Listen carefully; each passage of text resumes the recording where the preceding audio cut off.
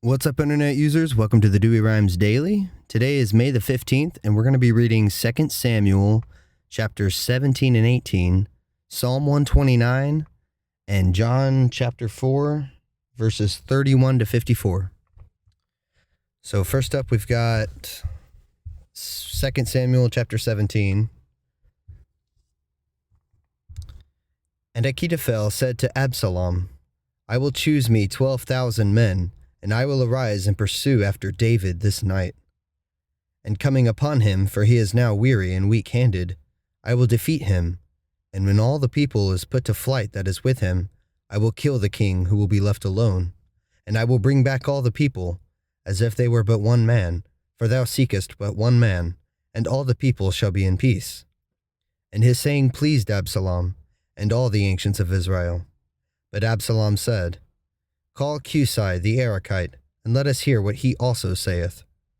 And when Cusai was come to Absalom, Absalom said to him, Achitophel hath spoken after this manner. Shall we do it or not? What counsel dost thou give?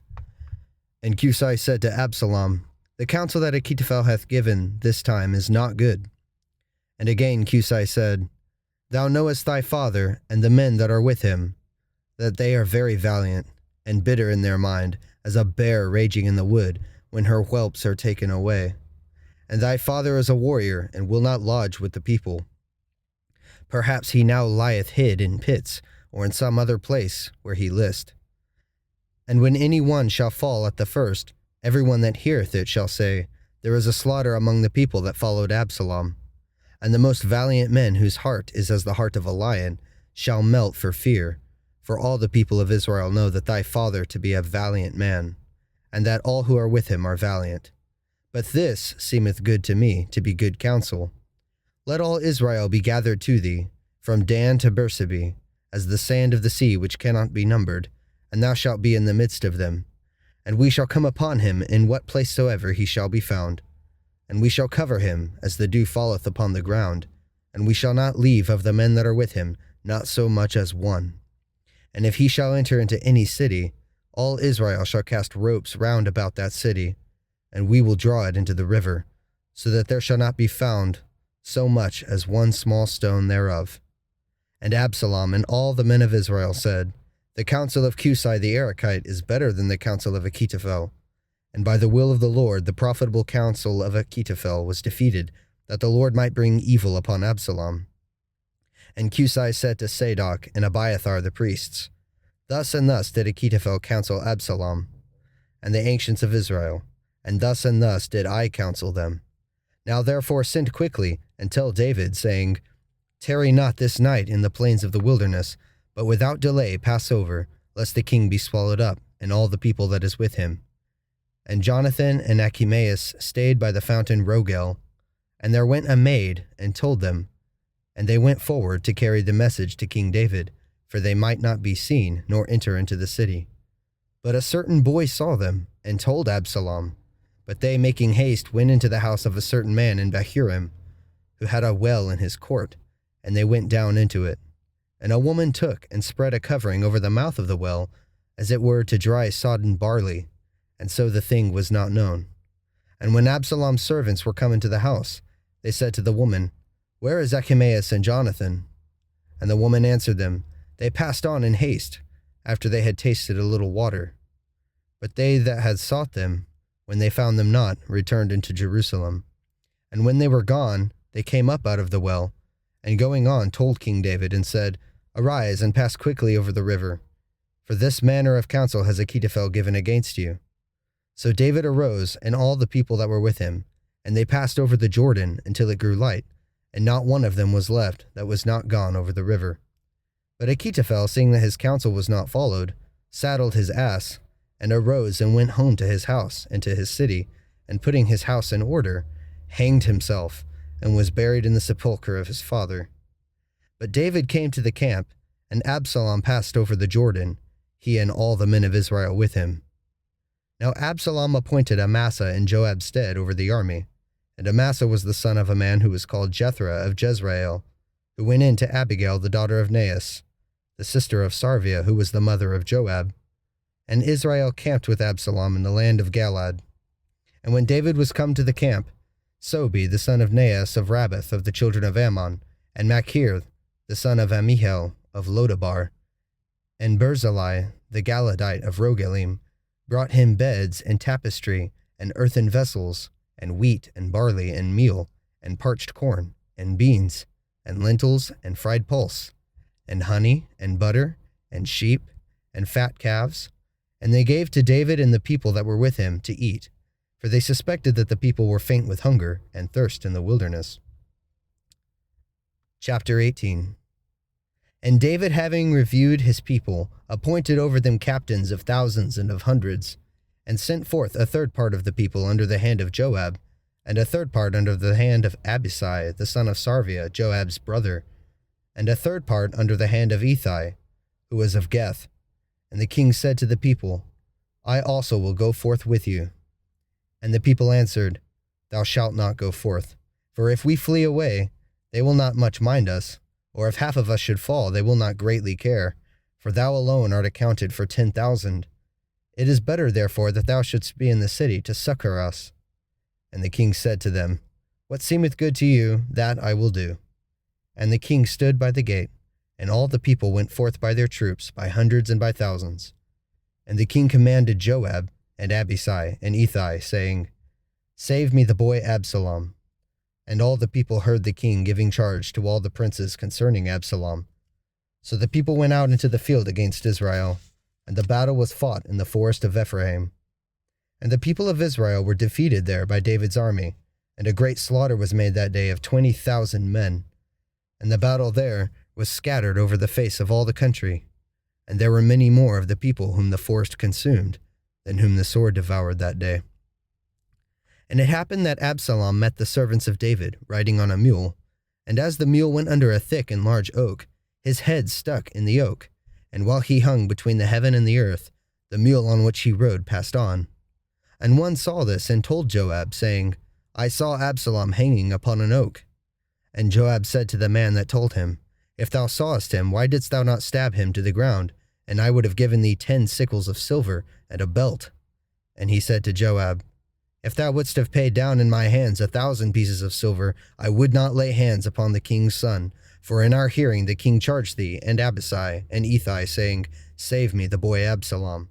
Yea, and if I should have acted boldly against my own life, this could not have been hid from the king, and wouldst thou have stood by me? And Joab said, Not as thou wilt, but I will set upon him in thy sight. So he took 3 lances in his hand, and thrust them into the heart of Absalom. And whilst he yet panted for life, sticking on the oak, 10 young men, armor-bearers of Joab, ran up, and striking him, slew him. And Joab sounded the trumpet, and kept back the people from pursuing after Israel in their flight, being willing to spare the multitude. And they took Absalom, and cast him into a great pit in the forest, and they laid an exceeding great heap of stones upon him. But all Israel fled to their own dwellings. Now Absalom had reared up for himself in his lifetime a pillar, which is in the king's valley. For he said, I have no son, and this shall be the monument of my name. And he called the pillar by his own name, and it is called the hand of Absalom to this day. And Achimaeus the son of Zadok said, I will run and tell the king that the Lord hath done judgment for him from the hand of his enemies. And Joab said to him, Thou shalt not be the messenger this day, but shalt bear tidings another day. This day I will not have thee bear tidings, because the king's son is dead. And Joab said to Cusai, Go, and tell the king what thou hast seen. Cusai bowed down to Joab, and ran. Then Achimaeus the son of Zadok said to Joab again, Why might not I also run after Cusai? And Joab said to him, Why wilt thou run, my son? Thou wilt not be the bearer of good tidings. He answered, But what if I run? And he said to him, Run. Then Achimaeus, running by a nearer way, passed Cusai. And David sat between the 2 gates, and the watchman that was on the top of the gate upon the wall, lifting up his eyes, saw a man running alone. And crying out, he told the king. And the king said, If he be alone, there are good tidings in his mouth. And as he was coming apace and drawing nearer, the watchman saw another man running, and crying aloud from above. He said, I see another man running alone. And the king said, He also is a good messenger. And the watchman said, The running of the foremost seemeth to me like the running of Achimaeus the son of Zadok. And the king said, He is a good man, and cometh with good news. And Achimaeus crying out said to the king, God save thee, O king. And falling down before the king with his face to the ground, he said, Blessed be the Lord thy God, who hath shut up the men that have lifted up their hands against the Lord my king. And the king said, Is the young man Absalom safe? And Achimaeus said, I saw a great tumult, O king, when thy servant Joab sent me thy servant. I know nothing else. And the king said to him, Pass, and stand here. And when he had passed and stood still, Cusai appeared. And coming up, he said, I bring good tidings, my lord, the king. For the Lord hath judged for thee this day from the hand of all that have risen up against thee. And the king said to Cusai, Is the young man Absalom safe? And Cusai answering him said, Let the enemies of my lord the king, and all that rise against him unto evil, be as the young man is.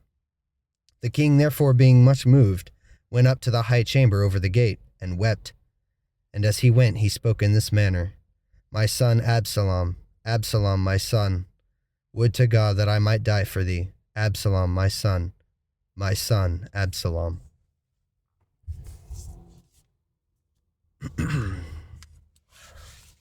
Next up, we have Psalm 129. De profundis. Out of the depths I have cried to thee, O Lord. Lord, hear my voice. Let thy ears be attentive to the voice of my supplication. If thou, O Lord, wilt mark iniquities, Lord, who shall stand it? For with thee there is merciful forgiveness, and by reason of thy law I have waited for thee, O Lord. My soul hath relied on his word. My soul hath hoped in the Lord. From the morning watch even until night, let Israel hope in the Lord. Because with the Lord there is mercy, and with him plentiful redemption, and he shall redeem Israel from all his iniquities. And lastly, we come to the 4th chapter of the Gospel according to John, starting with verse 31. In the meantime, the disciples prayed him, saying, Rabbi, eat. But he said to them, I have meat to eat, which you know not. The disciples therefore said to one another, Hath any man brought him to eat? Jesus saith to them, My meat is to do the will of him that sent me, that I may perfect his work. Do not you say, There are yet 4 months, and then the harvest cometh. Behold, I say to you, lift up your eyes, and see the countries, for they are white already to harvest. And he that reapeth receiveth wages, and gathereth fruit unto life everlasting, that both he that soweth and he that reapeth may rejoice together. For in this is the saying true, that it is one man that soweth, and it is another that reapeth. I have sent you to reap that in which you did not labor. Others have labored, and you have entered into their labors. Now of that city many of the Samaritans believed in him, for the word of the woman giving testimony. He told me all things whatsoever I have done. So when the Samaritans were come to him, they desired that he would tarry there, and he abode there 2 days. And many more believed in him because of his own word. And they said to the woman, We now believe, not for thy saying, for we ourselves have heard him, and know that this is indeed the Savior of the world. Now after 2 days he departed thence, and went into Galilee. For Jesus himself gave testimony that a prophet hath no honor in his own country. And when he was come into Galilee, the Galileans received him, having seen all the things he had done at Jerusalem on the festival day, for they also went to the festival day. He came again therefore into Cana of Galilee, where he made the water wine. And there was a certain ruler whose son was sick at Capernaum. Having heard that Jesus was come from Judea into Galilee, went to him, and prayed him to come down and heal his son, for he was at the point of death. Jesus therefore said to him, Unless you see signs and wonders, you believe not. The ruler saith to him, Lord, come down before that my son die. Jesus saith to him, Go thy way, thy son liveth.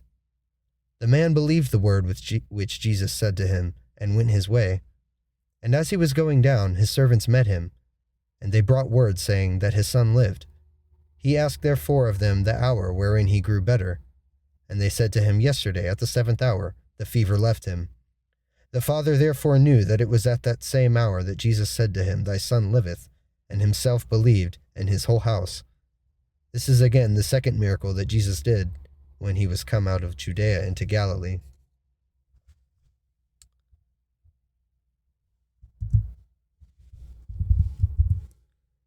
And that is it. So we finally have the death of Absalom. He got his hair stuck in the tree.